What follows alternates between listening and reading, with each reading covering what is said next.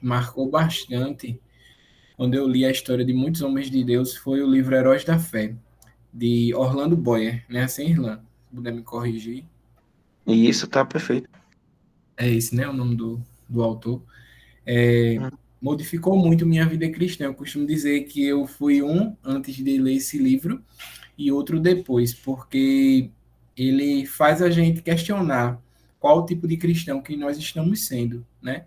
Quando eu comecei a ler esse livro Heróis da Fé, eu percebi que minha fé, minha vida com Deus era um pouco débil, um pouco limitada, diante de todos esses homens que foram inspiração para todos nós, né? Não que nós possamos ser assim nomes famosos, conhecidos, quem sabe alguns de nós possamos ser, mas eu creio que Deus ele tem nos levantado para que a gente venha influenciar de alguma forma as pessoas ao nosso redor, o lugar onde ele tem nos colocado, de certa forma que a gente venha ser espelho de Cristo na vida dessas pessoas. E a devoção que esses homens tinham a Deus, o hábito da oração, o hábito do jejum, da busca por Deus, né, de se dedicar tempo ao Senhor, de se acordar cedo para ter a intimidade com Deus, são coisas que muitas vezes a gente renega, a gente deixa de fazer por conta da correria do dia a dia. Mas esses homens também tinham uma vida corrida, eles também tinham muitas coisas para fazer, mas mesmo assim eles dedicavam tempo para passar com o Senhor, porque eles reconheciam que o Senhor era o centro da sua vida. E muitas vezes a gente tem colocado foco em outras coisas, sendo que o foco deve ser o conhecimento de Cristo, deve ser crescer na espiritualidade, deve ser crescer de acordo com o Evangelho de Cristo. Então, hoje eu vou apresentar sobre esses heróis da fé, né? 4 em específico: John Wesley, Jonathan Edwards, D.L. Moody e Agostinho de Hipona, que foram homens que marcaram cada um o seu tempo, a sua geração, trazendo um grande legado de fé e de devoção ao Senhor ao longo da história. Então, o primeiro que eu vou falar é sobre John Wesley, né? Eu coloquei só Andrezinho? fotos dele falando aqui e vocês vão acompanhando. Pode colocar na foto dele, John Wesley. Andrezinho? Tá conseguindo ver aí? Porque no meu celular aqui tá diferente do computador aqui. Não sei se. Estou Aqui no meu conseguindo celular ver, já. lá no primeiro slide. De John Wesley, é isso? Não, no Heróis da Fé. Ah, então tá tendo algum problemazinho aqui, peraí. Agora Ah, tá, é porque, John Wesley. Pode abrir, é porque tá lento. Tá lento. pode abrir ele para ficar bem. É, eu abri aqui já, é porque tá lento mesmo. Perdão. Pronto, tá bom. Não sei se. Então vai, ao longo do tempo vai passar. Uma frase muito marcante sobre a vida de John Wesley que surgiu e ficou como legado de sua vida. Essa frase aqui que está em Zacarias, capítulo 3, verso 2. Não é este um tição tirado do fogo? Essa frase se deu e ela tem uma grande relevância e importância, porquanto quando John Wesley ele era ainda criança, ele sendo filho do casal Susana Wesley. Oi? Tá falando? Alguém falou? Perdão, perdão. Ah, tudo certo. Se quiser falar, pode interromper, pode levantar a mão e a gente vai parando ao longo do tempo. Ele era filho do casal Susana Wesley e Samuel Wesley, que eram bastante conhecidos por uma vida cristã, onde o pai dele era pastor de uma igreja e eles eram exemplo de devoção, exemplo de piedade, exemplo de amor a Cristo, exemplo de uma vida dedicada totalmente ao Senhor. A família dele era bastante numerosa, tinham 15 filhos, né? Ele sendo o 15º filho desse casal. Na casa dele era marcado por uma busca incessante, por um ensinamento, tanto na vida cotidiana, como das próprias disciplinas espirituais. A mãe dele ensinava, ela como a mulher que edificava o seu lar, ensinava os seus filhos a serem calados, a serem filhos obedientes aos seus pais, aos ensinamentos dos seus pais, que durante essa casa, imagina aí, essa casa cheia de crianças, com 15 filhos, mas mesmo assim era exemplo diante da vizinhança, porque não se ouvia gritos, não se ouvia crianças esperneando, brigando umas com as outras. Ela ensinava, e tem até escritos dessa mulher falando, que não se podia negar a vara, né, a correção a essas crianças, para que elas pudessem aprender a terem os seus corações transformados, os seus corações viverem de acordo com os ensinamentos dos seus pais. Que primeiro os pais deveriam tentar modificar os corações dos seus filhos e levá-los a obedecerem às suas vontades, porque a partir do momento que eles conseguissem os corações dos seus filhos, aí eles teriam toda a sua vida de obediência aos ensinamentos dos pais e principalmente de Deus. Então, não se ouvia gritos, não se ouvia birras dessas crianças. Ela dizia que todos os dias tinha que ter o culto doméstico na sua casa. Ela presidia o culto doméstico, ensinava os seus filhos a fazerem orações, tanto ao levantar quanto ao se deitar. Ensinava as escrituras aos seus filhos todos os dias e fazia-se perguntas a eles sobre as escrituras. Como ela tinha 15 filhos, cada um filho tinha um dia específico onde os pais se reuniam com seus filhos para poderem conversar com eles, tirar suas dúvidas, tirar os seus questionamentos sobre os seus problemas, as suas dúvidas internas, as suas vidas e também sobre as dúvidas relacionadas às escrituras. E John Wesley fala que foi de grande proveito. No meu está aparecendo o slide, aí depois sai. Assim, mas qualquer coisa que eu vou falando, se não der para entender, aí vocês pedem para repetir e assim a gente vai. Foi de grande proveito isso para a vida espiritual de John Wesley, porque ele levava aos seus pais as suas dúvidas, as suas indagações, e eles eram como pais carnais e também pais espirituais que os instruíam na verdade das escrituras.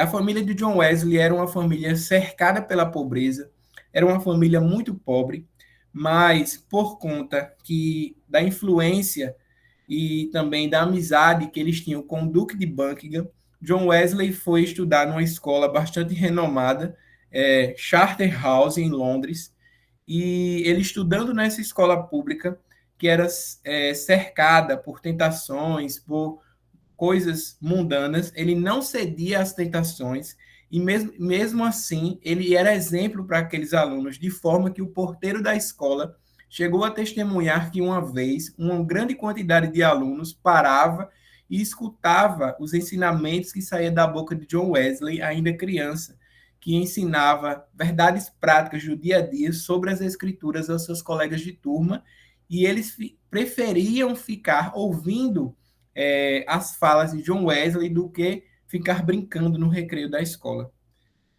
A gente dá para perceber a tamanha influência espiritual que ele tinha sobre a vida dos seus colegas, né?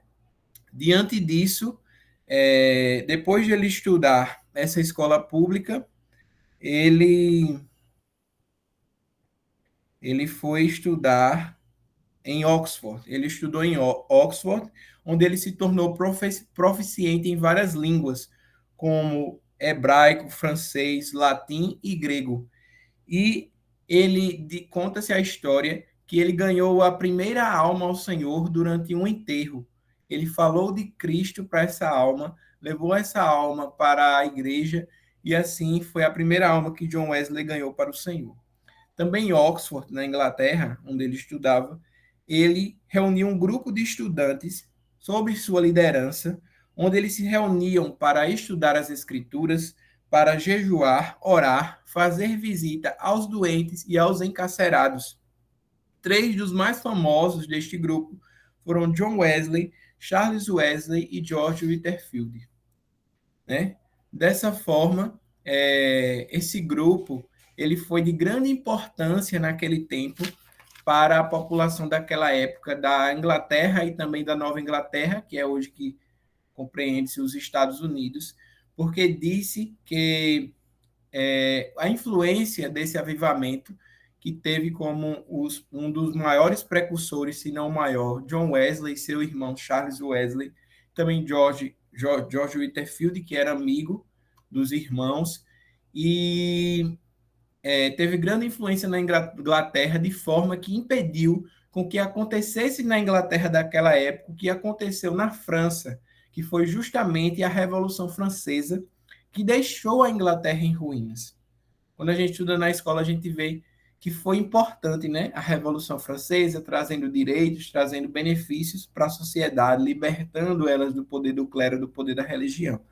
Mas a Revolução Francesa ela foi muito ruim para o cristianismo, porque com certeza havia excessos no clero daquela época, mas eles trouxeram uma revolução muito sangrenta, de forma que invadiram igrejas, quebraram igrejas, monumentos históricos, mataram padres, mataram pastores da época, zombaram da religião, elevaram a razão e a ciência como se fosse a única verdade absoluta e que a religião, a crença em Deus era algo de pessoas que não tinham conhecimento, de pessoas sem ciência, de pessoas sem cultura, sem conhecimento intelectual. E aí passou-se a entender a verdade como relativa e não se existia mais postulados de verdade, não se existia mais sentimentos fraternos, de irmandade, de respeito com a própria dignidade da pessoa humana, né? Como a mulher que escreveu o direito das mulheres e da cidadã, em referência à Declaração de Direito do Homem e do Cidadão, né? Essa mulher ela escreveu a mesma declaração sendo voltada para as mulheres. E o nome dela era Olympe de Gouges. Essa mulher também foi guilhotinada. Então, por mais que houvesse esse movimento de revolução, mas houve também uma violência muito grande, inclusive com as próprias pessoas que foram esses revolucionários. Então, nós que somos cristãos, a gente não apoia a violência, né? Então, graças a esse avivamento que Deus trouxe sobre a Inglaterra conseguiu melhorar seus direitos, melhorar os direitos dos homens, dos cidadãos, trazendo inúmeros direitos para as pessoas, inclusive para as próprias mulheres, através desse avivamento que aconteceu na Inglaterra naquela época, e não através de uma revolução sangrenta, né? Foi-se vindo esses direitos de forma gradativa, de forma que não precisou se ter o mesmo andamento histórico que aconteceu na França durante aquela época. John Wesley, mesmo ele tendo conhecimento do Evangelho, no íntimo do seu coração ele desejava ganhar a sua salvação pelas obras. E ele achava que aquilo que ele fazia ia ser suficiente para que ele pudesse ser salvo. Dessa forma, ele desejou abandonar tudo que ele tinha, as igrejas que estavam sob comando dele, as pessoas que ele pregava no seu país de origem, para pregar aos silvícolas da Geórgia, que eram indígenas que viviam na região da Geórgia, nos Estados Unidos, naquela época. E ele, na Geórgia, ele começou a pregar para a população. E a história conta que as pessoas afluíam em multidões para assistir os cultos e os sermões que eram pregados por John Wesley. Mas John Wesley mesmo confessava que ele foi pregar para as pessoas, mas era ele que precisava ser convertido naquela época. Era ele que precisava ter um encontro com Cristo.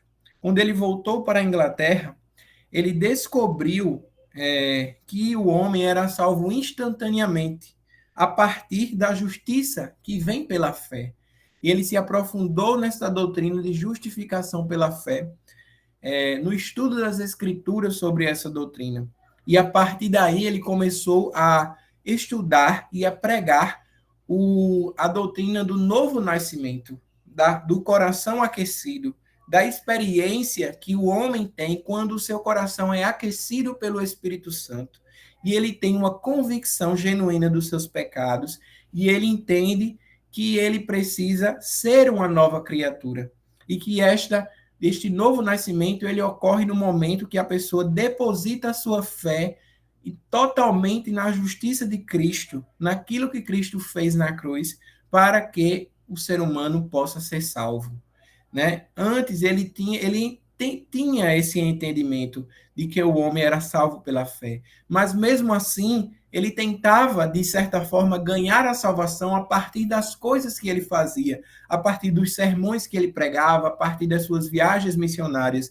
Ele achava que a partir disso, a partir da sua religião, dos seus jejuns, das suas orações, do entendimento que ele tinha, do entendimento teológico, do entendimento sobre as escrituras, ele achava que com isso ele poderia ser considerado um bom cristão e com isso ele poderia assim ser salvo. Só que ele vivia num conflito muito grande, porque nós que somos cristãos, a nossa fé, ela oscila. Num determinado momento nós estamos de forma maravilhosa em Deus, louvando, glorificando, sentindo a sua presença, e em outro momento a gente está num momento fraco da nossa fé. Só que quando nós entendemos, e assim também foi na vida de John Wesley, que a salvação ela vem pela justiça que está em Cristo Jesus, por aquilo que Cristo fez por nós, pelo derramar do seu sangue na cruz, como nosso substituto, suportando a ira de Deus em nosso lugar e nos dando a reconciliação, nos dando paz com Deus, nós nos posicionamos e assim descansamos na solidez dessa doutrina. E quando o nosso coração, os nossos sentimentos oscilam diante de Deus, a gente se lembra dessa doutrina. Nenhuma condenação há para aqueles que estão em Cristo Jesus. Justificados, pois, pela fé, tendes paz com Deus. Então, a gente se lembra disso e nisso nós repousamos o nosso coração. Nisso nós encontramos alívio para a nossa alma. Por mais que não pareça, o Senhor está presente na minha vida, o Senhor está comigo e eu sou salvo, porque Cristo não pode desmorrer por mim. A justiça dele não pode ser desimputada a mim. Ele não vai voltar ao madeiro da cruz para descer daquele lugar. A salvação já foi conquistada para mim. Ninguém me arrebatará das mãos de Cristo. Então, nisso repousou a fé de John Wesley, e ele passou a pregar com grande avidez sobre isso. E num certo dia, já com este entendimento da justificação que vem pela fé, que ele alcançou em uma das suas viagens missionárias, ele estava orando com Charles Wesley, seu irmão, que foi um dos maiores compositores de hinos cristãos da história da igreja, com George Whitefield, que foi um dos grandes pregadores que acompanhou John Wesley nesse grande despertar na Inglaterra e na Nova Inglaterra, né? E eles estavam orando com mais de 60 crentes em Feet Lane. E assim, cerca das 3 horas de madrugada, o poder de Deus caiu sobre eles e eles bradavam diante de Deus, impulsionados por grande gozo, onde muitos caíram ao chão, clamando em uma só voz: louvamos-te, ó Deus, e aceitamos-te como Senhor. E a partir daí, esta experiência que John Wesley teve edificou ele de tal modo que o seu ministério se tornou muito frutífero. E ele trabalhou ininterruptamente durante 53 anos, com o coração aquecido pelo Espírito Santo. Ele pregou ao ar livre, quando as igrejas se fecharam para ele, porque acusavam ele de fanático, de falso profeta, de arrogante, de que estava querendo colocar movimentos estranhos dentro da igreja, porque quando as pessoas ouviam as pregações de John Wesley, as pessoas gemiam, as pessoas gritavam, as pessoas se lançavam ao chão e caíam como mortas, mas não com emocionalismo, sob convicção dos seus pecados, e se arrependiam dos seus pecados e levantavam novas criaturas para levar o evangelho a outras pessoas. Só que muitos não entendiam naquela época aquilo que acontecia ali naqueles momentos. Por isso, as portas da igreja da época se fecharam para John Wesley e ele passou a pregar nas ruas, nos montes, nas florestas, e as multidões vinham para ouvir as suas pregações. E assim ele andava a cavalo, né? Ele andava bastante a cavalo. Multidões de 5 a 20 mil pessoas afluíam para ouvir os seus sermões durante uma onda de devassidão e crimes no país inteiro. Imagina aí, O país onde nós estamos vivendo hoje, né, que tinha situação igual ou pior à Inglaterra daquela época, e onde esse homem passava, multidões iam para ouvir sobre o evangelho genuíno de Cristo. Não era pregações de prosperidade material, não era pregações de acariciar o ego das pessoas, mas eram pregações de arrependimento, de santificação, de mudança de vida, de conversão genuína a Cristo. Pregações que confrontava a vida das pessoas e as pessoas iam e ouviam essas pregações e ficavam ouvindo atentamente. Então, multidões se tornavam novas criaturas nos cultos de John Wesley. Ele enfrentava perseguição da própria igreja, que o chamava de falso profeta, né? Arrogante e inúmeros outros adjetivos pejorativos. Um dia ele foi para a igreja onde seu pai fora pastor durante muitos anos, assistiu o culto dominical e assistiu o culto à tarde. E em nenhum desses cultos foi lhe dada a oportunidade de pregar, porque as portas da igreja estavam fechadas para a pregação de John Wesley. Mesmo assim, ele foi pregar ao ar livre e pregou diante da maior multidão que já foi vista na cidade, em todos os tempos. E ali, muitas almas foram convertidas a Cristo durante a pregação de John Wesley. E ele andava a cavalo, essa informação que eu ia dizer a vocês ainda agora, 2.000 léguas, 2.000 quilômetros por ano, né, para pregar. E ele dizia, ele tinha uma saúde inabalável. Ele morreu aos 88 anos, depois da morte de sua esposa, depois da morte de seu irmão, depois da morte de seu grande amigo George Whitefield, que inclusive era calvinista, esse amigo, e John Wesley era arminiano. E uma vez foi perguntado a John Wesley quem estaria, se isso causaria uma certa problema em relação à salvação de George Whitefield por ele ser calvinista. E John Wesley disse que quando ele estivesse no céu, ele não poderia olhar fixamente mais para Cristo, porque na frente dele, mais próximo de Cristo, estaria George Whitefield. E da mesma forma, George Whitefield disse a John Wesley, e eles combinaram os dois, que o que morresse primeiro, né, aquele que ficasse vivo, pregaria no funeral do outro. E John Wesley pregou no funeral de George Whitefield. Para a gente ver que essa visão soteriológica diferente não atrapalha a comunhão do corpo de Cristo. Que um achava que o outro era um cristão mais espiritual e mais próximo de Cristo do que o outro, mesmo tendo visões soteriológicas diferentes e discordando um do outro em muitos aspectos. Dessa forma, ele seguiu os ensinamentos do seu pai, que o ensinou a dar cada dia 3 voltas no jardim de sua escola, e ele adotou este hábito de caminhar todos os dias.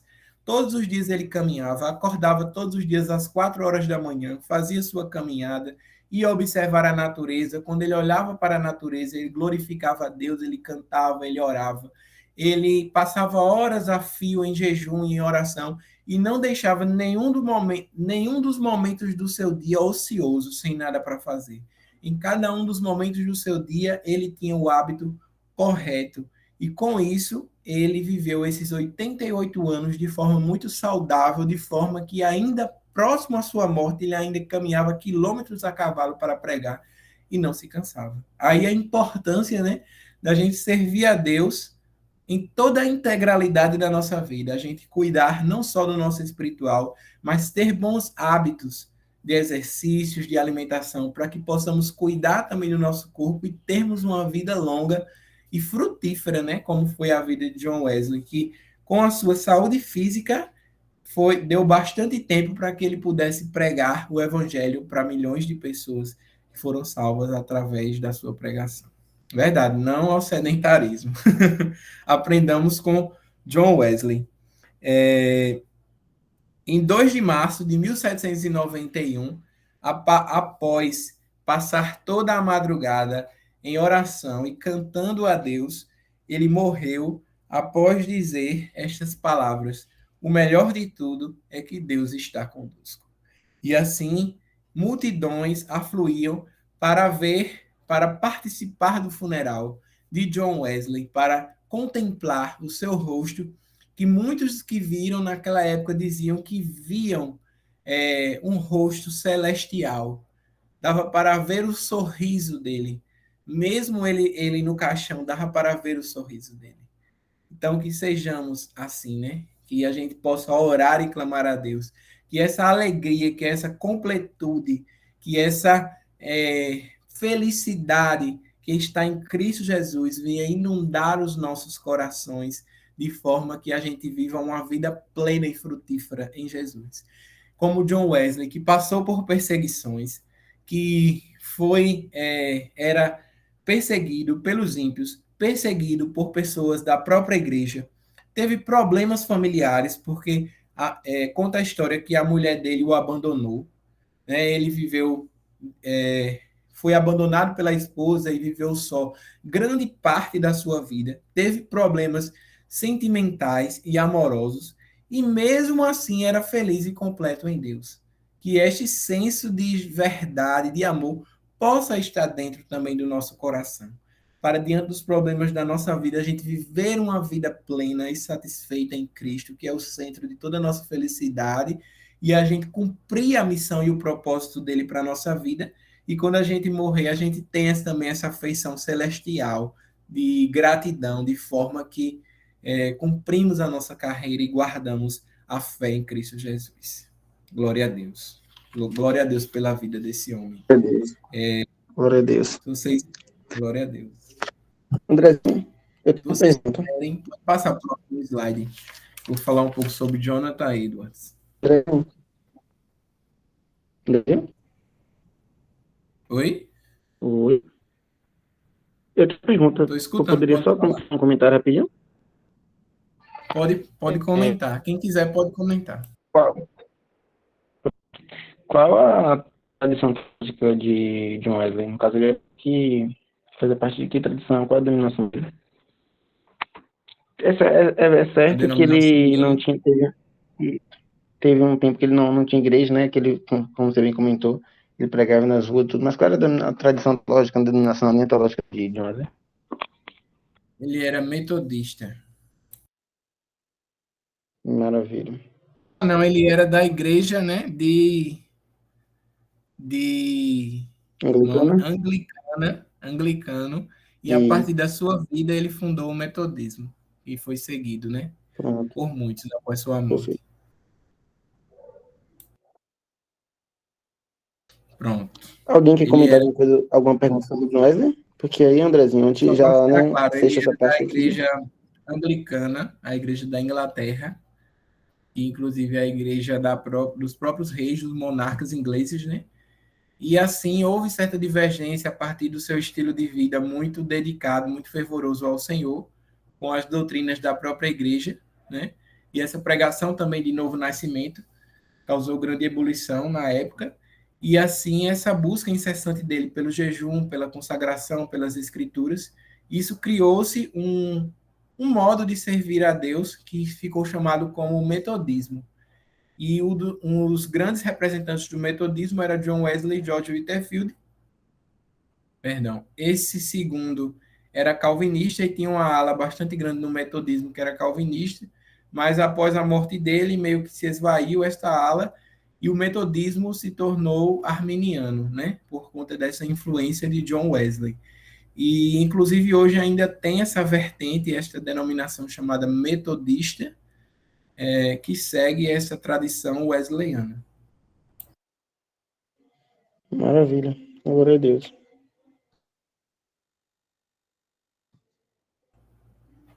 Alguém mais vai querer fazer alguma perguntinha sobre John Wesley? Porque aí a gente já fecha John Wesley e passa aí para John Wesley, né, Andrezinho? Isso. Pode passar para Jonathan Pronto. Edwards. Beleza. Então, enquanto vai passando aí, eu vou falando um pouco sobre Jonathan Edwards. É esse aí que está a imagem dele, né? Ele foi o maior vulto no avivamento chamado Grande Despertar, que ocorreu em 1703 a 1758 na Nova Inglaterra, ou seja, nos Estados Unidos, né?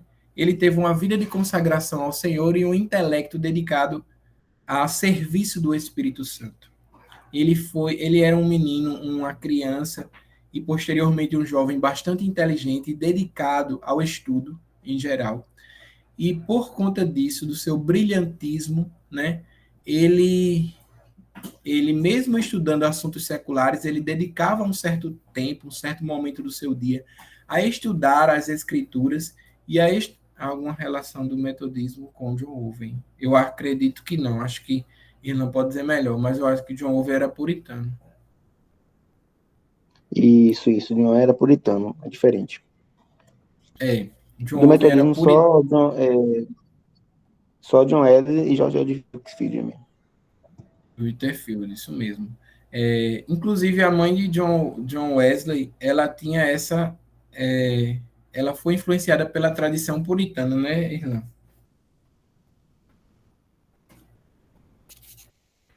Chama Matheus para reunião também. Oi? Chama Matheus para reunião também, o irmão falou. É mesmo. Ele tá só aqui trocando de roupa. Mas não tem paciência. Não, é Thaísa. Ele tem paciência não, ficar escutando não. Aí, vamos lá. Ele tinha uma vida de consagração a Deus e também um intelecto dedicado ao...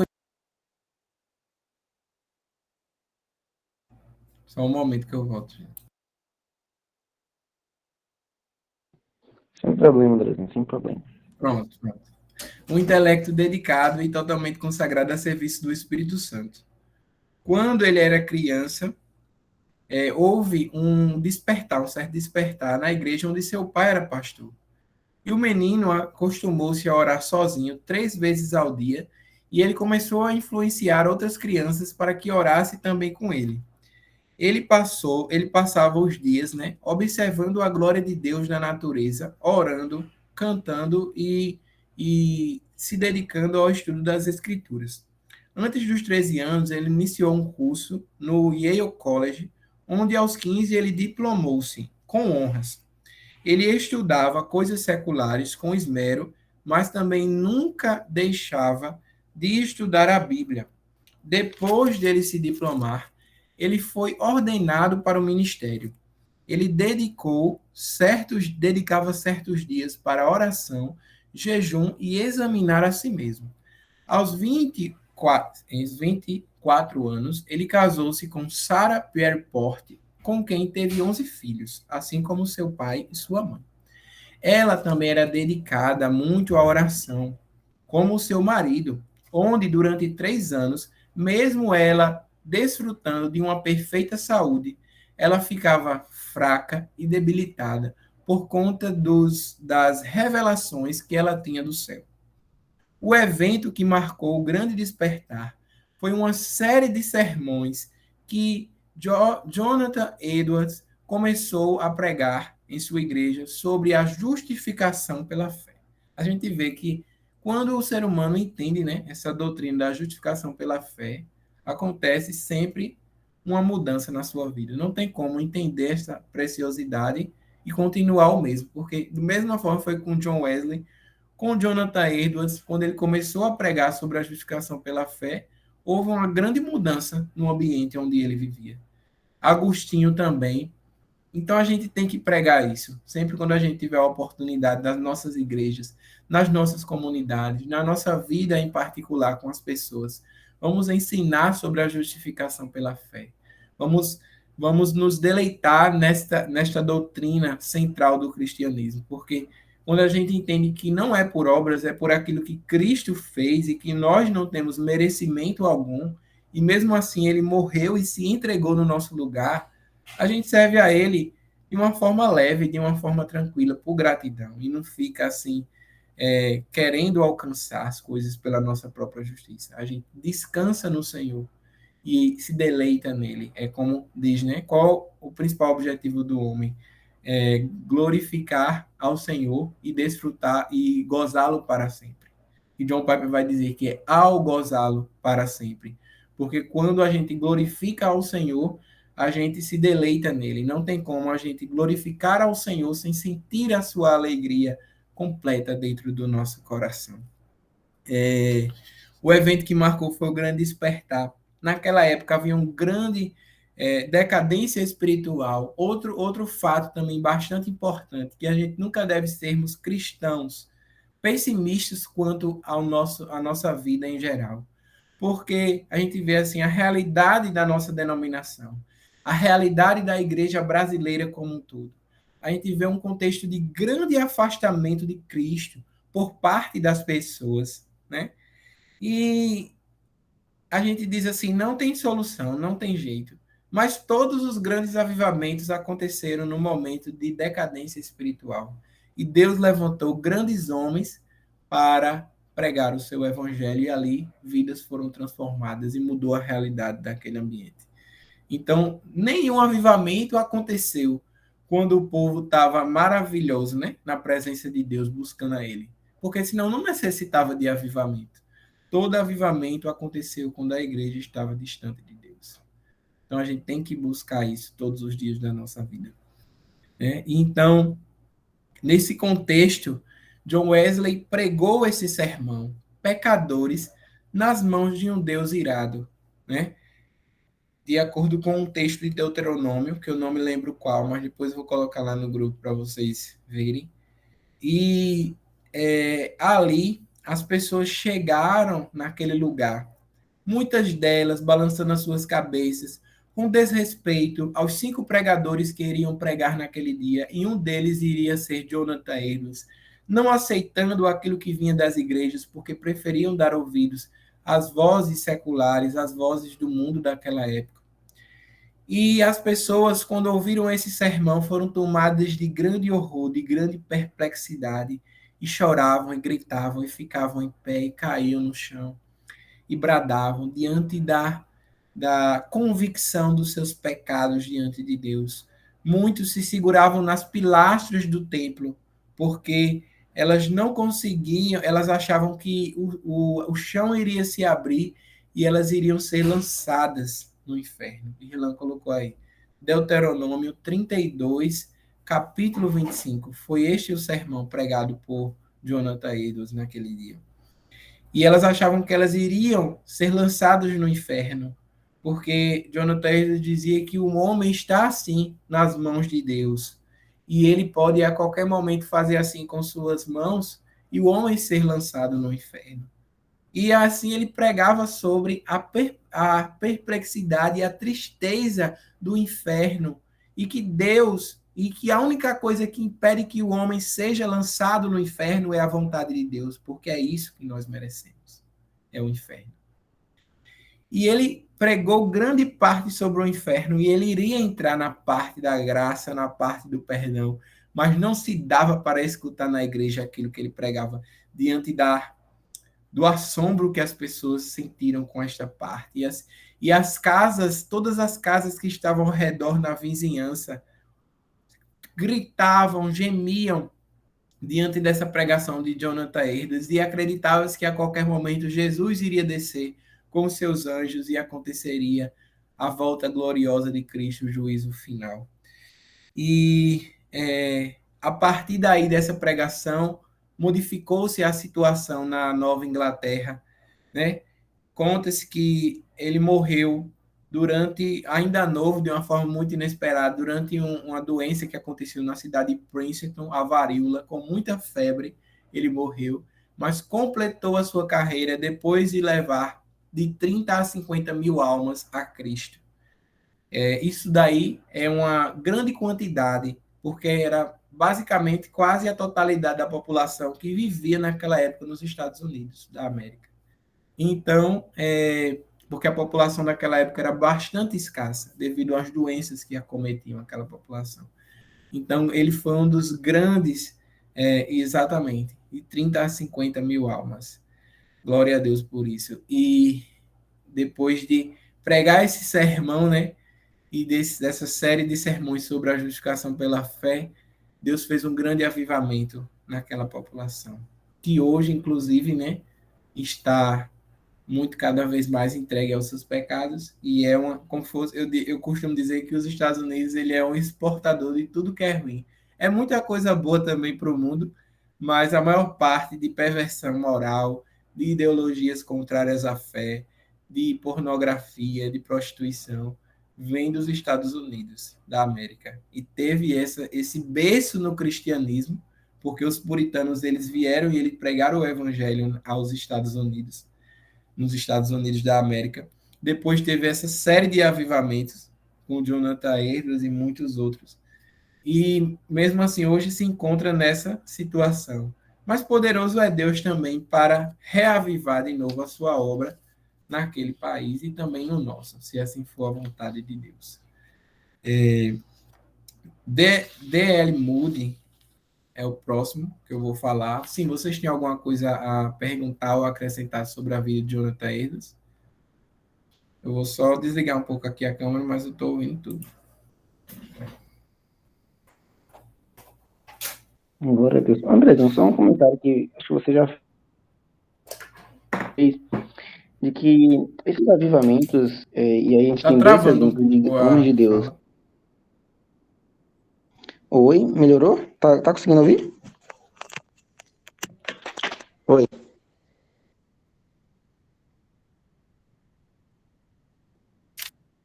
Tá melhorando agora, tá melhor. Ah, pronto. Só um comentário breve. Tanto o John Wesley quanto o John Taylor.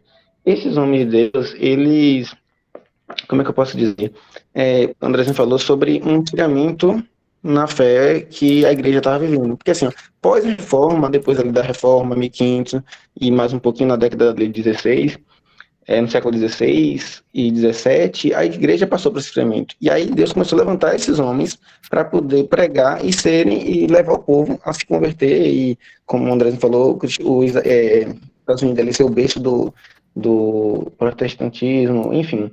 Então são homens de Deus que foram levantados em uma época específica e extremamente importante da história da igreja. Porque se a gente analisar logo após esses grandes avivalistas, passou mais um tempo, um pouco de tempo, e aí começou a se esfriar de novo, é quando, em uma das reuniões ali nos Estados Unidos, daquelas mulheres, em uma das aulas da Igreja Batista, ela recebe o Espírito Santo, disso aí nasce um movimento pentecostal, e aí renasce outro movimento avivalista. E esse movimento pentecostal vem para o Brasil e cresce no mundo todo. Ou seja, sempre Deus levantando grandes homens de Deus para poder avivar a sua igreja em tempos de escuridão. Glória a Deus. Glória a Deus. É verdade. E antigamente, né, quando eu lia as histórias desses homens, eu ficava assim pensando, meu Deus, mas será que o Senhor pode fazer isso nos dias de hoje? E o Senhor pode fazer, mas muitas vezes a gente tem uma visão muito, muito elevada assim espiritual, não que Deus não possa usar de nós, mas muitas vezes a gente acha que todos nós vamos ser grandes homens de Deus, como John Wesley, como Jonathan Edwards, mas a gente pensa e as outras pessoas que viveram naquele tempo, né? Os crentes anônimos, será que elas também não foram usadas por Deus na sua família, nos seus amigos, na sua comunidade? Então, Deus ele tem reservado uma porção a cada um. Quem sabe a mãe de John Wesley, se ela não tivesse criado os seus filhos da forma que ela criou, John Wesley não seria esse grande pregador que ele foi. Então, ela teve, para John Wesley ser esse pregador, ele teve que ser influenciado pelo seu pai e pela sua mãe. Então, a missão deles foi criar John Wesley e Charles Wesley. Tá entendendo, gente? Então, o primeiro avivamento começa dentro da nossa casa, da nossa família. Se a gente tivermos filhos para a glória de Deus e a gente criar ele no caminho e na orientação do Senhor, quem sabe eles sejam os grandes John Wesley do futuro, os grandes George Whitefield, os grandes Jonathan Edwards. Por isso, cada um tem a sua missão diante de Deus, né?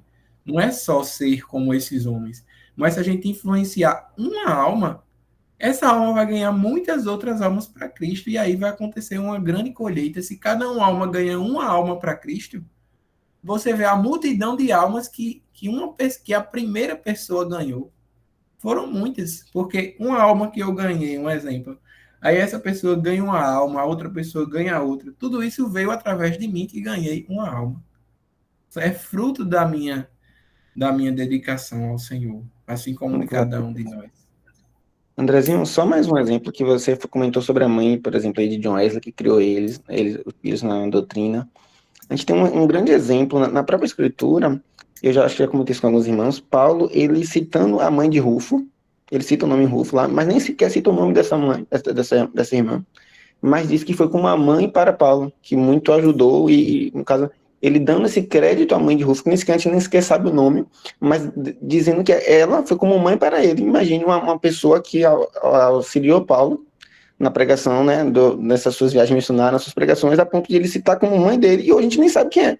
Ou seja, a gente não precisa ter os nossos nomes gravados nas histórias aí, ou um grande legado que seja visível, mas sim que a gente cumpra o nosso propósito, aquilo que Deus nos chamou, e glória a Deus por isso. Isso mesmo. Glória a Deus. Não há grandes, não há pequenos, né? No corpo de Cristo. Há pessoas que cumprem o seu propósito estipulado por Deus, determinado por Deus.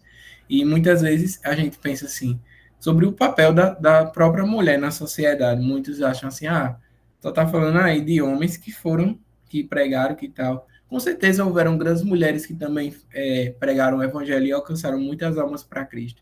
Mas por trás desses homens houveram mães, houveram esposas, como eu citou-se aqui, né? A mãe de John Wesley, Susan Wesley, que é bastante conhecida, tem até livros sobre ela, sobre sua vida, sobre sua doutrina, sobre sua devoção.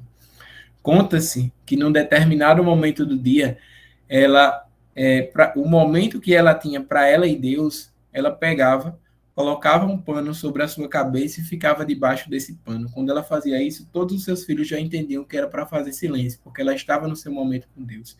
E a partir disso, ela ficava horas buscando ao Senhor e era ali que ela ganhava as forças para poder edificar o seu lar. Então, conta-se também a história que quando ela varria a casa, ela dizia, orava a Deus para tirar a sujeira do seu coração. Quando ela lavava as louças e as roupas, ela pedia ao Senhor para lavar a sua alma de todo pecado. E, de certa forma, ela cumpria aquela parte da Bíblia que diz assim, oremos sem cessar, né? Oremos em todo o tempo. Então, foi um grande exemplo de fé, Susana Wesley. E a partir daí a gente vê como é importante esse papel da mulher de cuidar do seu lar, de cuidar da sua casa, de cuidar da sua família. Que a partir desse cuidado da mulher, Deus levanta homens como John Wesley, mulheres também, e não é menos importante o papel de cuidar do lar do que nenhum outro. São papéis igualmente iguais, igualmente de valor diante de Deus, importantes à obra do Senhor. E a gente nunca pode perder isso de vista. Diante de um mundo que diz que só tem valor quem aparece, só tem valor quem está visível diante das pessoas. Não. Quem está ali nos bastidores, edificando, né, cuidando, esse daí também é muito importante, é de grande valor para Deus. E glorificar o Senhor no nosso serviço. Isso mesmo. Tudo que fazemos, por palavras e por obras, seja para a glória de Deus, né? Alguém tem mais alguma coisa a falar sobre Jonathan Edwards, John Wesley? Se tiver, esse é o momento. Próximo que eu vou falar é sobre D.L. Moody. Tem aí a foto dele, né? Pra gente botar. Vou colocar aqui agora. Certo. D.L. Moody, ele tinha a sua família na América. Eu peguei bastante pouco, assim, sobre a história dele, mas acho que dá para a gente dar um resumo geral e depois, se vocês quiserem se aprofundar sobre a história, vocês vão vendo por conta própria. Ele tinha, a família dele era na América, tinha esses 7 filhos pequenos e a mãe dele estava grávida do 8º filho, que não era um 8º filho, mas eram 9 filhos. Durante este momento da gravidez de sua mãe, o pai dele morreu. Todos eles trabalhavam na roça. Era uma vida muito sofrida, né? E a partir disso, ele se sentiu impulsionado por Deus e também pelas circunstâncias da sua vida a sair desse trabalho braçal e muito difícil para ir para a cidade de Boston, né? Em Massachusetts, eu anotei aqui, não estou conseguindo dizer bem. E ele passou a morar lá. Num determinado, ele foi chamado por Deus para pregar num determinado momento. Ele, antes disso, ele trabalhava como sapateiro, né? Ele era um homem muito simples, muito humilde, não tinha tanta instrução teológica e de conhecimento como John Wesley e Jonathan Edwards.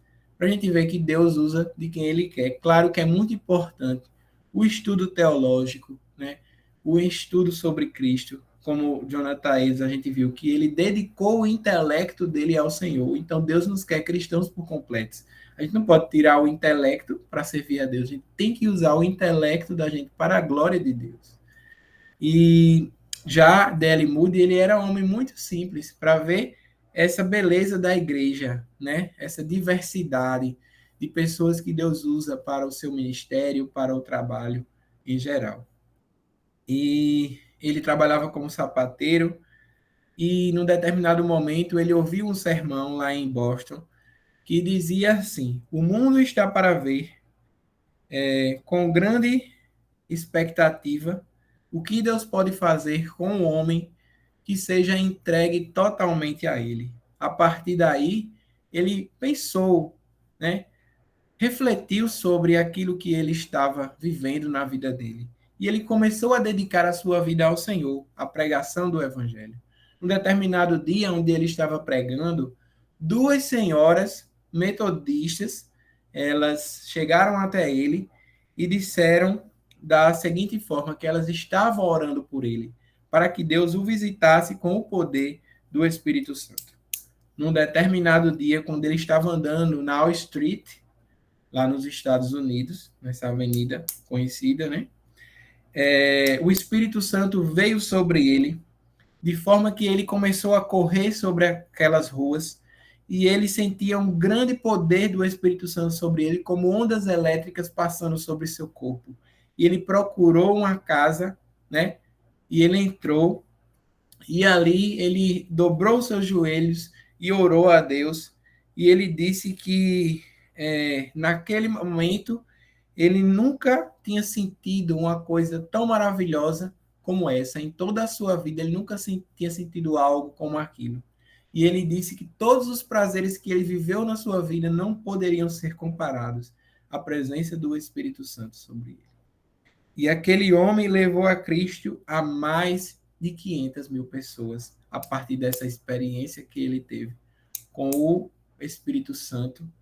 Deus transformou, né, de certa forma, reavivou a sua vida espiritual, e a partir disso ele levou mais de 500 mil pessoas ao Evangelho de Cristo. Glória a Deus também pela vida dele. Alguém tem mais alguma coisa a dizer, a complementar? Dele foi bem breve assim, mas é muito importante o trabalho dele para Deus também. Glória a Deus, 500 mil almas é muita gente. Glória a Deus. Queridos, podem comentar, né, Andrezinho? Podem comentar aí alguma coisa, as meninas, não tem nada a dizer não. Tirar alguma dúvida, falar alguma coisa sobre alguma parte da explicação também que tocou vocês queiram dizer alguma coisa.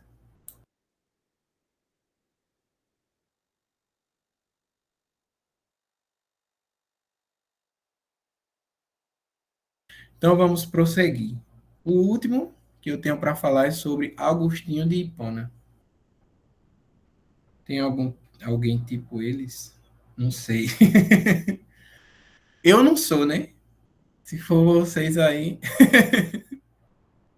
glória a Deus por isso. Eu não sou, nem chego nem aos pés de nenhum. É difícil avaliar o ministério de uma pessoa ainda em vida, né? Porque a gente não sabe como é que vai ser o futuro e tal. Mas a gente tem grandes homens de Deus hoje em dia ainda vivos, né? Eu acho que não se compara a eles, mas tem muitos aí que têm feito um bom trabalho. Eu acho que um dos grandes, assim, que se comparou, né, a esses homens foi Billy Graham, né? Muito importante o legado de fé e doutrina e de vida cristã que ele teve, mesmo ele sendo, ele se envolvia com a política da época, mas nunca houve assim nenhum caso de corrupção. Ele foi conselheiro de vários presidentes dos mais diferentes partidos. As pessoas tinham respeito pela autoridade dele. Ele era como um profeta e pregava, né? Não era passava a mão na cabeça dos presidentes. Tem até naquela série The Crown, a Rainha Elizabeth chama ele para conversar, para falar sobre perdão, porque ela não conseguia perdoar o seu tio. E ele ensinou o que as escrituras dizem sobre perdão. E ela disse a ele que era muito grata por aquilo que ele dizia, porque todos os bispos da sua igreja nunca teriam a coragem de dizer isso, porque iam passar a mão na cabeça dela, porque ela era chefe da igreja da Inglaterra. E ele pregou a verdade à Rainha Elizabeth. E durante a vida deles dois, houve vários encontros entre eles dois, e ela se aconselhava bastante com ele. Ela também era cristã, né, tinha sua vida de devoção a Deus e teve um grande legado de fé. E eu acho que ele foi um dos grandes expoentes também da atualidade e pode se comparar a esses homens do passado. Se alguém tiver Glória a mais Deus. algum para dizer. Glória a Deus. Billy Graham realmente é um grande nome da fé da igreja cristã. Como as meninas falaram aqui, acho que mais para frente a gente vai, com certeza, com o tempo, vai sendo avaliado esse ministério dele, realmente vai sendo colocado nessa prateleira aí desses heróis da fé.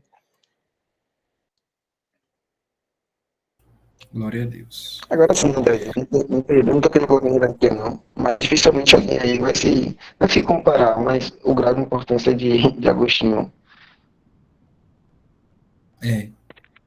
Eu acho que Agostinho é um dos grandes nomes, né, da igreja mesmo. Pós-apóstolos, acho que Agostinho são. Os pais da igreja são muito importantes, né? Então, e Agostinho, Tomás de Aquino e outros pais da igreja são nomes importantes demais. Muito importantes. Inclusive, vamos falar sobre isso. Agostinho de Hipona, também cujo nome, né, se chama Aurelius Agostinus, nasceu no ano 354 depois de Cristo, onde ele foi pai das ideias de Lutero e de Calvino. Lutero e Calvino beberam dessa fonte dos escritos de Agostinho para que pudessem formular, né, principalmente sobre os comentários de Agostinho, da Epístola aos Romanos, para que eles pudessem fazer este rompimento, de certa forma, com a tradição católica romana. E assim, de certa forma, surgiram-se as ideias da Reforma Protestante, a partir daquilo que Agostinho escreveu séculos atrás. Então, foi muito importante este entendimento da justiça que vem pela fé, da justiça que é imputada ao homem, porque na Igreja Católica tinha-se o entendimento que a justificação era um processo, onde a gente vai sendo justificado, onde Deus vai perdoando os nossos pecados e a gente vai nos tornando salvos ao longo da nossa vida cristã. E com o estudo da doutrina de Agostinho, se entendeu que no momento que o homem coloca a sua fé em Cristo Jesus, mesmo ele sendo pecador, a justiça de Cristo é imputada, é depositada sobre ele, de forma que o homem não é mais culpado de nenhum dos seus pecados, porque todos os seus pecados passaram a Cristo, que pagou por todos eles. E quando Deus olha para nós, ele não vê mais os nossos pecados, ele vê a Cristo. E ele já puniu os nossos pecados em Cristo. Todos os nossos pecados já foram pagos em Cristo. De forma que nós não pagamos mais por nenhum dos nossos pecados, passados, presentes e futuros. É uma justiça imputada, é uma justiça que não é minha, mas é uma justiça de um terceiro que recai sobre mim. Na justiça comum, na justiça da vida, né? Na jurisdição brasileira e de outros países também, ninguém pode pagar pelo crime de alguém. A pena é personalíssima. Se eu cometo um crime, eu sou o culpado. Irlan não vai pagar no meu lugar, Thaís não vai pagar no meu lugar, Ellen não vai pagar. Eu que tenho que pagar. Toda a pena é personalismo. Mas na justiça de Deus, Cristo pagou a nossa pena no nosso lugar, de forma que nós estamos satisfeitos da nossa condenação. O nosso débito não existe mais. Nós estamos em paz com Deus. Então, essa é a diferença da justiça de Deus para a justiça humana. E este foi o grande ensinamento de Agostinho, né? A mãe de Agostinho, o nome dela era Mônica, ela era cristã. O seu pai se chamava Patrício e ele era pagão. Agostinho estava debaixo das orações de sua mãe. E ele teve uma grande bagagem cristã, uma grande formação cristã por parte da sua mãe. E a gente vê, né? Se repete. Todos esses homens que foram ensinados tiveram uma grande influência das suas mães. A gente vê como é importante esta figura da mãe na vida do ser humano. Como Deus usa as mães, as mulheres, para trazer os filhos para Cristo. Na oração, no ensino das palavras, na intercessão a Deus pelos seus filhos. A gente vai ver na cidade onde Agostinho residiu durante sua infância e sua adolescência, na cidade de Cartago. Ele dizia que naquela cidade havia uma multidão de amores profanos. E Agostinho se envolveu com a imoralidade sexual de todos os tipos que a gente possa imaginar durante sua juventude. Mas ele dizia que poderosa eram as orações de sua mãe para trazê-lo de volta para Cristo. Ele não duvidava das orações de sua mãe, e sua mãe continuava ali, aos pés de Deus, pela vida do seu filho. E num determinado dia, a mãe de Agostinho, ela já cansada de orar ao Senhor, foi ao bispo da cidade e pediu conselhos sobre o que ela poderia fazer, porque ela já estava cansada e o seu filho não se convertia, ainda estava com as mesmas práticas mundanas, ao que o bispo disse, sim, movido por Deus, que Deus não rejeita o coração de uma mãe que clama pelo seu filho. E assim Deus fez grande obra na vida de Agostinho. Ele era professor de retórica. Os pais dele viram esse grande apreço intelectual que Agostinho ele tinha pelos estudos, né? E colocaram ele sempre nas melhores escolas de sua época. E ele começou a estudar sobre a retórica, se tornou professor de retórica. E ele passou a estudar de forma que ele lia autores seculares, autores pagãos da época, influenciado pelas ideias de Cícero, que era um grande pensador da antiguidade. Ele dizia que a verdade era o objetivo da vida. Dessa forma, ele acreditando-se nesse postulado e nos postulados de Cícero, ele rejeitou o cristianismo, porque dizia que o cristianismo era uma religião das pessoas simples, das pessoas pobres, das pessoas que não tinham conhecimento. E ele se achava superior, né, a essas pessoas e ele rejeitava dessa forma o cristianismo. Depois, ele foi movido de uma grande inquietação, de um grande temor e tremor, e também uma grande dúvida sobre a sua vida em geral. Ele não se encontrava mais nessas ideias de Cícero. E ele voltou-se ao maniqueísmo, que dizia que tudo, que os poderes entre o bem e o mal eram iguais e paritários. O bem guerreava contra o mal. E que o bem e o mal eram iguais e lutavam. E toda a vida ela era dividida entre essa guerra entre o bem e o mal. Havia uma espécie de dualismo, onde o bem e o mal lutavam para alcançar o poder, o controle do universo e da vida. E ele também não se encontrou nessa ideia do dualismo. Depois ele passou a estudar o neoplatonismo e também não se encontrou nessas ideias. Num dos dias da sua vida, desde a sua adolescência, ele escrevia um livro chamado Confissões, onde ele ia escrevendo cada uma dessas suas ideias, destes seus dilemas, desses seus pensamentos sobre Deus, né? E assim, num determinado dia, ele teve contato com um dos grandes oficiais de Roma da época, que o mostrou, né, ensinou a vida de um homem, de um monge que se dedicava ao Senhor. E ali, Agostinho ficou muito emocionado com aquilo que aquele homem disse. E ele passou a dizer assim que tudo que ele viveu na sua vida era em vão. Como ele poderia viver esta vida em dedicação, em louvor a como ele poderia viver esta vida separado de Deus, quando Deus existia e que Deus tinha uma vida melhor para ele.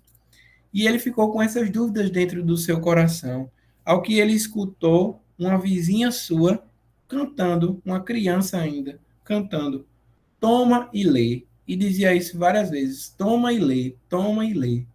Ao que ele procurou alguns escritos que ele pudesse ler, e o primeiro escrito que ele encontrou foi a carta aos Romanos.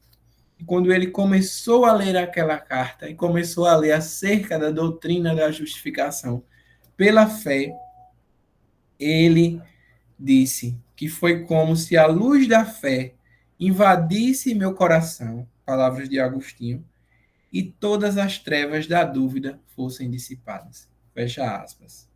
Assim, surgia-se, converteu-se, né, à fé cristã, este grande homem, e foi o pai das ideias de Lutero, das ideias de Calvino, das ideias do avivamento pentecostal e das nossas ideias que nós temos hoje. Influenciou a nós, né, que somos protestantes, que somos evangélicos, que somos cristãos. A partir desta oração, desta mãe que não deixou de clamar pelo seu filho, que vivia uma vida devassa, totalmente separada de Deus, e desta conversão que Deus fez na vida desse homem que se dedicou totalmente a Deus. Quando houve essa notícia da sua conversão, ele não queria, mas se espalhou-se como ele era brilhante no estudo da vida em geral, da vida material e também das escrituras. E no ano de 391, ele foi ordenado ao ministério. E logo no ano 395, ele foi consagrado a bispo de Roma. Então, a partir daí só foi influências e mais influências que ele causou em várias pessoas que viveram na sua época. Então, essa foi a apresentação que eu trouxe para vocês, algo resumido. Com certeza tem muitas coisas, muitas obras que esses homens escreveram, muitos sermões que eles pregaram, mas acredito que, diante disso que Deus trouxe, dá para a gente sentir assim e fazer essa reflexão. Ler esse livro, Heróis da Fé, que eu indico, de Orlando Boyer, também, e a gente possa dizer, meu Deus, a minha vida espiritual é tão fraca, eu quero ser mais parecido com esses homens, eu quero imitar esses homens, porque eles imitaram a Cristo. Então, Deus abençoe a todos e aí está aberto a vocês para complementarem, fazerem perguntas. Deus abençoe. Amém, Brasil. Glória a Deus. Que maravilha, né, queridos? Vamos lá, eu quero ouvir a voz de vocês, interação aí. Tem uma, né, dentro dessa frase aí desse livro de quem puder, quem não leu ainda, puder ler, é muito importante, né? Um livro que todo mundo poderia se interessar a ler, que é o Confissões de Agostinho.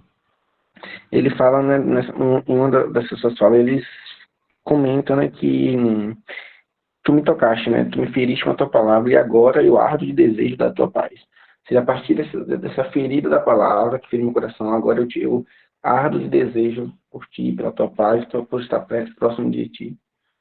É isso, quando a palavra fere o nosso coração, a gente começa agora, a gente se volta ao Senhor, ao que é eterno.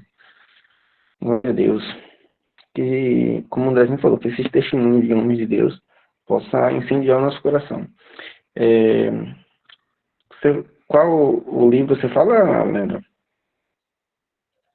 É Confissões. O nome do livro é Confissões de Agostinho. Amém, Thaís, amém. Verdade, estamos precisando. Tem o Confissões de Agostinho, tem um outro livro aí, desses livros, tem o de John Taylor também, tem a pregação, na verdade, que virou livro, mas quem puder, eu vou tentar procurar a pregação, pelo menos né, a descrição da pregação, que é Pecadores na Mão de um Deus Irado, de John Taylor. De John Wesley, eu lembro que tem um filme contando a história, bem legal, vou tentar procurar também para mandar. D.L. Moody tem algumas pregações também, dá pra gente procurar material desses homens de Deus, tem outros também, só que assim, a gente selecionou 4 para poder não ficar também muito sobrecarregado em reunião. Mas tem vários vídeos que foram extremamente importantes aí para a história da igreja, para a manutenção da nossa fé. Aos dias, como a gente comentou, em épocas sombrias da história da igreja, no esfriamento, o pessoal estava perdendo a fé, Deus levantou grandes homens de Deus para poder avivar o seu povo. Jeane comentou aqui, né, de Spurgeon, outro vivalista, outro nome de Deus. Enfim, tem vários homens de Deus que foram importantíssimos para a história da igreja, para a gente chegar naquilo que a gente tem hoje.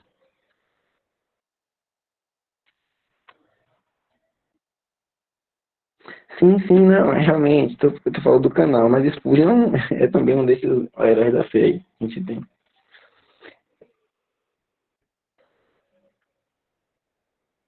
Quem quer contar alguma coisa? Vamos lá?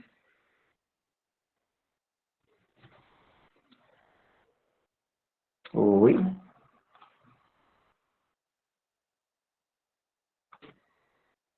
Quero ouvir vocês.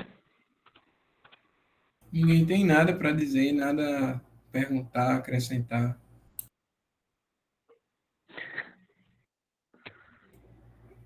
Andrezinho, eu tenho uma pergunta para você. Tu poderia citar alguma obra, alguma outra obra ou pelo menos um tratado teológico, alguma coisa de Agostinho, que não seja Confissões? Eu não sei, eu não vou saber te dizer. Eu lembro que tem uns livrozinhos da capa verde que ele faz algumas defesas, né? Com relação à Trindade. Eu vou procurar esses materiais também para mandar. Sim, verdade, bem lembrado. Tem um livro também, né? Caminhando com Agostinho. Isso que é muito bom esse livro. Verdade. Verdade. Na Eu nunca li estrada esse com livro, Agostinho. Na Estrada do Agostinho. Eu nunca li o livro, não, mas eu vi um BTcast do pessoal de Bibo lá comentando o livro. Muito bom. Glória a Deus.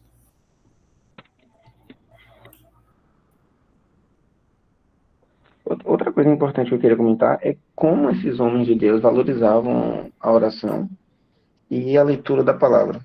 E às vezes a gente tem na correria aí desses nossos dias atuais sobrecarregados, a gente acaba perdendo o senso, né, de perceber, estar na necessidade de estar ali com o devocional, é, tirar esse tempo aí, separar um tempo para estar com o Senhor. Esses homens de Deus levavam, né, horas e horas orando, buscando santificação, para que possa Deus usar, e Deus realmente usou e transformou muitas almas e né, foram convertidas.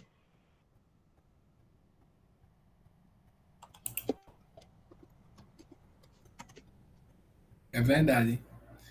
A gente vê que as características que unem, né, todos esses homens têm histórias de vida diferentes, que têm histórias de conversões diferentes, contextos onde viviam diferentes uns dos outros, uns mais instruídos, outros menos instruídos na palavra, mas todos eles tinham essas características em comum, que era dedicar um tempo do seu dia para ter a sua intimidade, o seu momento com o Senhor, tanto de leitura da palavra, como de oração, como de jejum e consagração, de examinar-se a si mesmo, né? E ver as suas debilidades, as suas fraquezas espirituais. Então, outra coisa também, todos, né, esses homens tiveram pessoas, mães que oravam, que jejuavam, que intercediam pela vida dos seus filhos. É muito importante que a gente, como igreja, interceda também pela vida uns dos outros, que intercedamos pelos nossos parentes que estão longe de Cristo, para que Cristo possa os alcançar, que oremos pela vida deles. a gente nunca cessar de orar, nunca perder a nossa fé, que Deus possa converter o coração dessas pessoas. Tudo isso são práticas em comum na vida de todos eles. E o entendimento da doutrina da justificação pela fé, que tira um peso dentro de nós, como o próprio Lutero se castigava por não conseguir cumprir a palavra de Deus em sua integralidade. E quando ele descobriu a doutrina da justificação pela fé, ele disse que é como se as portas do paraíso fossem abertas para ele. Quando a gente entende o que Cristo fez por nós, a gente serve a Cristo com leveza, com amor, com gratidão. A gente não serve com medo do inferno, porque o inferno não tem mais poder sobre nós, porque Cristo já nos resgatou de lá. Então é muito importante isso. E as horas que esses homens passavam em oração, a gente pode dizer, meu Deus, mas eu não tenho tempo de passar essas horas todas. Mas a hora que a gente tiver tempo, vamos dedicar uma parte dos nossos dias ao Senhor, porque quando era na época da pandemia, muita gente se afastou de Deus, porque as portas da igreja estavam fechadas. E uma coisa que Deus diz assim, que nós temos um mediador entre Deus e os homens, Jesus Cristo, o homem que a si mesmo se entregou por nós. Então, claro que é bom a gente estar em comunidade, mas eu vejo e vi naquele tempo que muitas pessoas do nosso meio elas são necessitadas e têm uma certa dependência das palavras que saem dos púlpitos, como se elas não tivessem esta ligação com Deus, que Deus pudesse falar diretamente com elas, e principalmente através das Escrituras. É como se as Escrituras fossem um livro morto e só tivesse poder ali no púlpito, quando o irmão pregasse. Então, gente, nós temos este livre acesso, nós temos esse contato direto com Deus, da mesma forma que todas as pessoas têm. Então, não precisa eu esperar que Deus use de alguém para falar para mim. Não precisa que Deus use do irmão que está lá na frente para falar para mim. Deus fala comigo toda hora, a todo momento, a todo segundo. Basta eu buscar por Ele, que Ele vai nos direcionar, que Ele vai nos instruir. Então, isso que é importante, a gente ter a nossa comunhão com Deus da mesma forma. E se a gente fizer uma faculdade e a gente só for assistir aula, a gente não vai ser nada naquela profissão. Mas se a gente estudar em casa, buscar, né, se esforçar, aí sim. Então, da mesma forma, com Deus, tá entendendo? Se a gente não tiver o nosso momento com Deus, ficar só dependente de culto, de busca de dom. Muita gente culto, busca de dom, visita, reunião da mocidade. E quando não vai para isso, fica fraco na fé, cai, não quer mais saber de Deus. E a nossa fé está nisso? A nossa fé está em Cristo Jesus, que morreu e ressuscitou por nós. Não é para ficar dependente de evento, não. Quantas vezes a gente fica em eventos e mais eventos, mas não tem comunhão com Deus? A gente precisa ter a nossa intimidade com Deus. Cada um de nós temos uma intimidade com Deus de uma forma diferente. A forma que eu tenho, você não tem. Cada um tem de uma forma.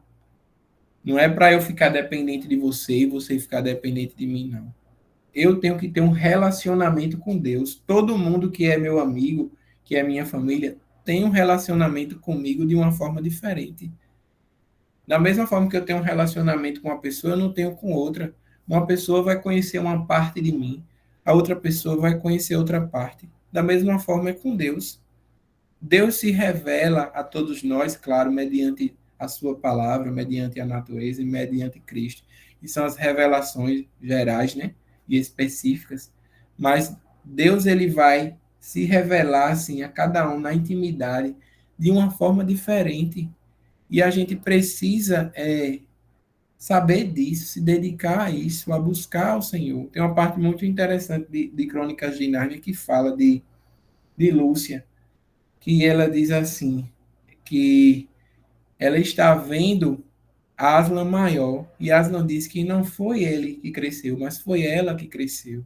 Quanto mais a gente cresce, mais a gente vê Deus maior. Então, é da mesma forma conosco, a nossa intimidade com Deus. A gente precisa.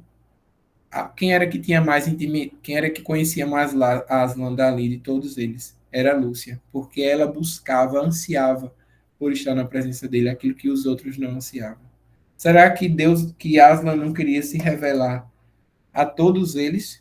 Queria. Mas quem era que buscava mais? Lúcia. Então, da mesma forma, somos nós. Se a gente buscar conhecer mais o Senhor se revela mais a nós. Então, acho que é isso, né? De tudo que a gente estudou hoje, fica essas aplicações práticas na nossa vida. Glória a Deus. Eita glória. Mais alguém, queridos? Vamos lá, quem quer comentar? Vocês estão comentando aí no chat. Abre o microfone aí. Jeane não quer comentar nada. Que milagre é esse?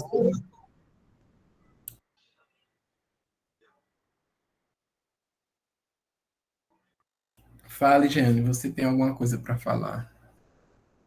Tá só escondendo aí.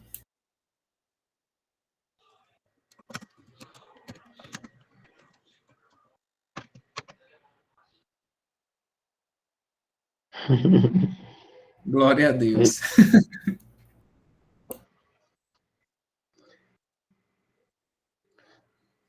Queridos, mais alguém? Senão a gente vai fazer uma oração e termina. Realmente hoje foi mais curto, mas glória a Deus por isso que a gente ouviu aqui, que a gente possa ser avivado, né? E a gente vai estar mandando alguns materiais para poder vocês estarem também pesquisando sobre esses homens de Deus, vendo a história, quem puder ler os livros, serem impactados, né, de forma positiva. Verdade, irmã Rafael. Curto, mas muito edificante. Glória a Deus.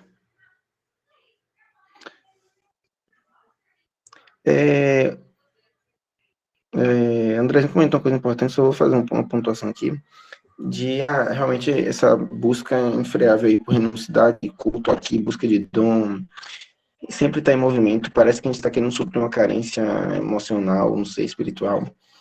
Enfim, realmente isso é muito, muito problemático, porque a gente abandona a nossa relação com Deus para poder estar assim, né, à procura de sempre mais uma coisa para suprir aquela carência, para suprir algo, né, emocional ali, ou não sei.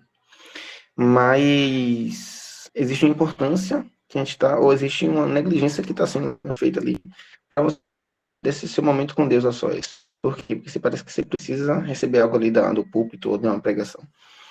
É verdade, e aí só um comentário aqui, que nós como seres relacionais fomos criados assim, precisamos de estar em relacionamentos, vivendo a comunhão da comunidade.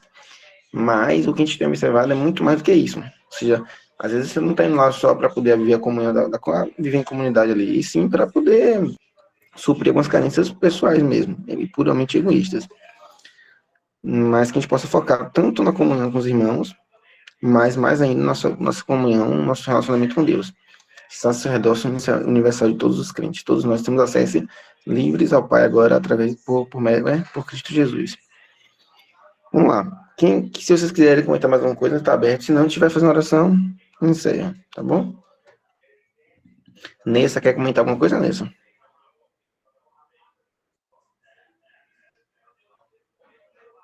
Glória a Deus, verdade. Vamos lá. Então a gente vai fazer uma oração para agradecer, tá? Por esse momento.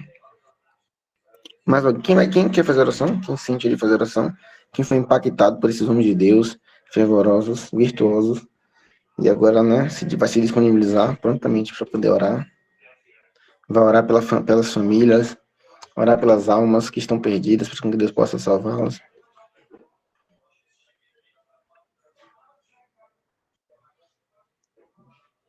Vamos lá, eu creio que vocês foram avivados hoje. Né? Vamos lá. Deixa eu ver aqui.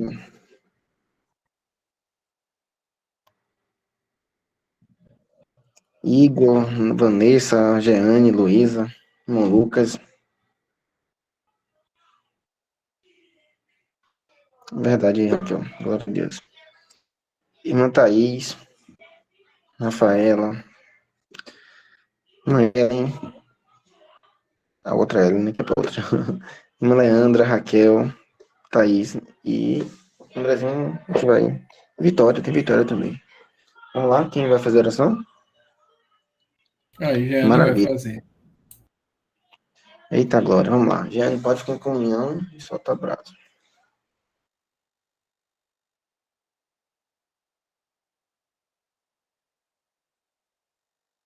Podem glorificar. Glória a Deus. Aleluia. Glória a Deus. Senhor.